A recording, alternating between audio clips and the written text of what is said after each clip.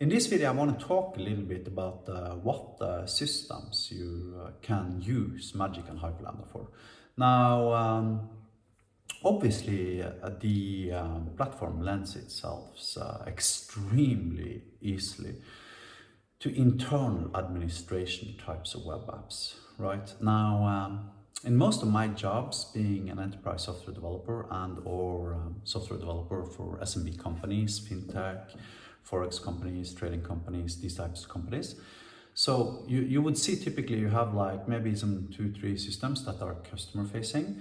And for every single system you have that's customer facing, there's like 5 systems that are at the back end part to administer the company one way or another.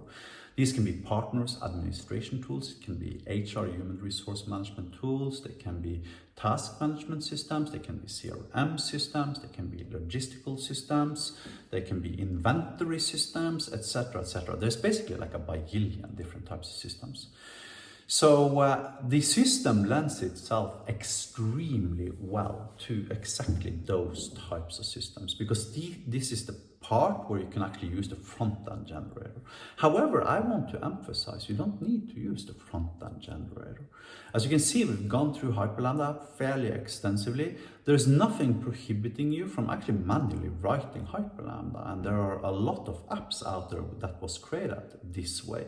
There's an app, for instance, in Ukraine that is a bank guarantee type of system where, end customers can apply for bank guarantees towards a specific bank. This system never used the front-end generator at all. It was actually implemented in React, but they used the back-end API to create the API parts. And then they manually coded a lot on top of the automatically generated CRUD API result.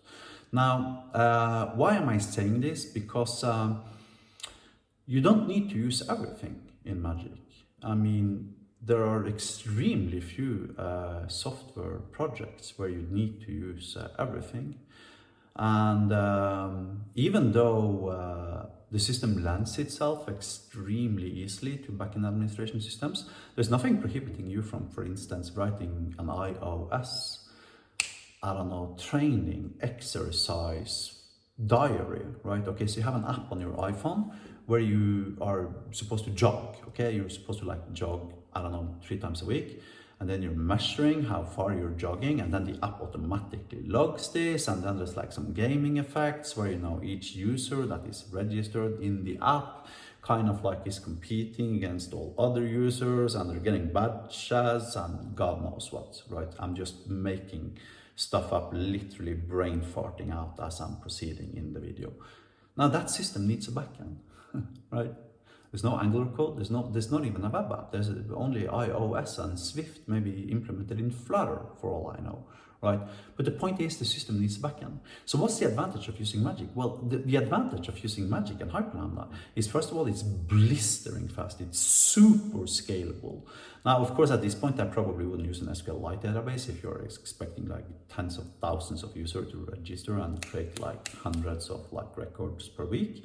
But you can use MySQL or PostgreSQL or SQL Server as your backend database easily and still use the Hyperlambda web API to actually allow the iPhone app to save and persist data into the backend.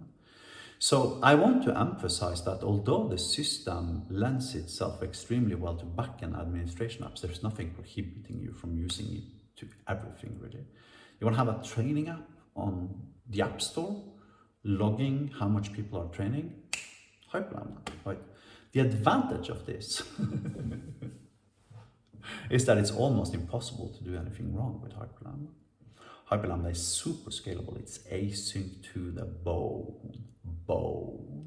That means it's a bajillion times faster than Python. It's a bajillion times faster than PHP. It's a bajillion times faster and more scalable than Node.js.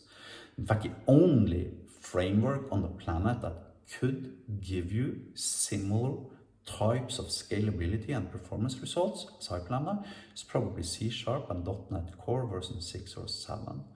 Now, if you want to have a C# software developer, that takes 10 years. These videos are 2-3 hours.